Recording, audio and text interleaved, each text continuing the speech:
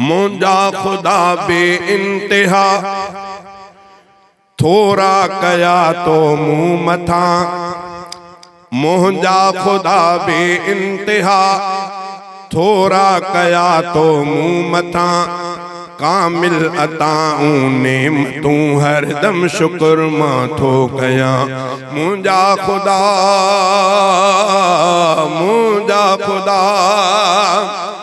इंसान मूंखे तो कयो एज़ाज़ तो आ बख्शियो। मखलूक सारी जे मथा अशरफ बनाए खलकियो। इंसान जा रुतबा वडा, इंसान जा रुतबा वडा रब पाक तो आला कया। जिन्नो मलक सब जे मथा उन जी फजीलत थो मञा। मुंजा खुदा बे इंतहा, मुंजा खुदा बे इंतहा थोड़ा कया तो मुँह मथा। कामिल अताऊं नेमतूं हरदम शुक्र मां थो कया। मुंजा खुदा, मुंजा खुदा तौहीद जो कलमो ॾिनो माबूद तू ही आ सचो। तौहीद जो कलमो ॾिनो माबूद तू ही आ सचो।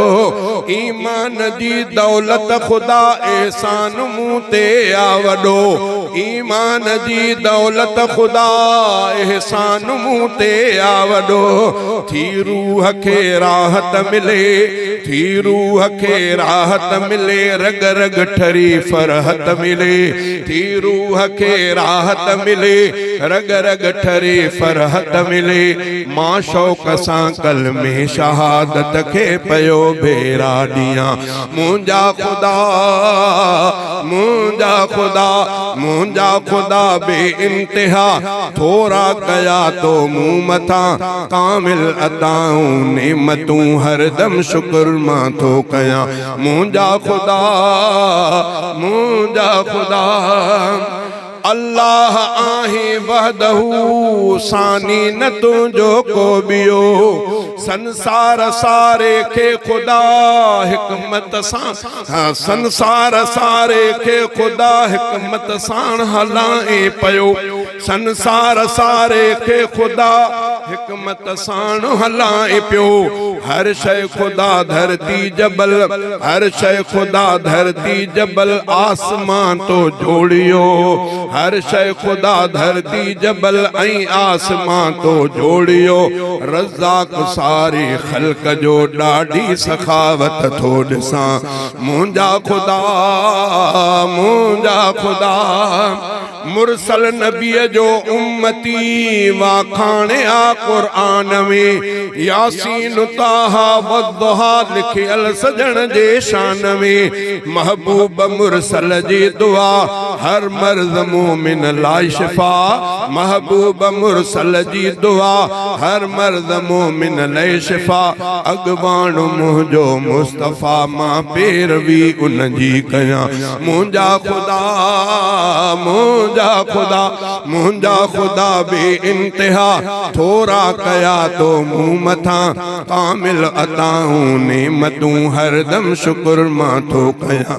मुंजा खुदा, मुंजा खुदा ही भी खुदा शलबाज थे। ईमान सां शल मौत थे।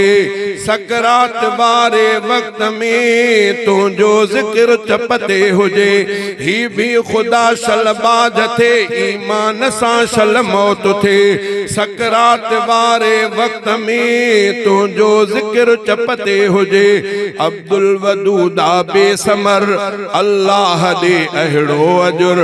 अब्दुल वदूदा बेसमर अल्लाह दे अहिड़ो अजुर। जन्नत खुदा हासिल करे दीदार तुंहिंजो माणिया। मुंजा खुदा, मुंजा खुदा, मुंजा खुदा बे इंतहा थोड़ा कया तो मुँह मथा। कामिल अताऊं नेमतूं हरदम शुक्र मां थो कया। मुंजा खुदा।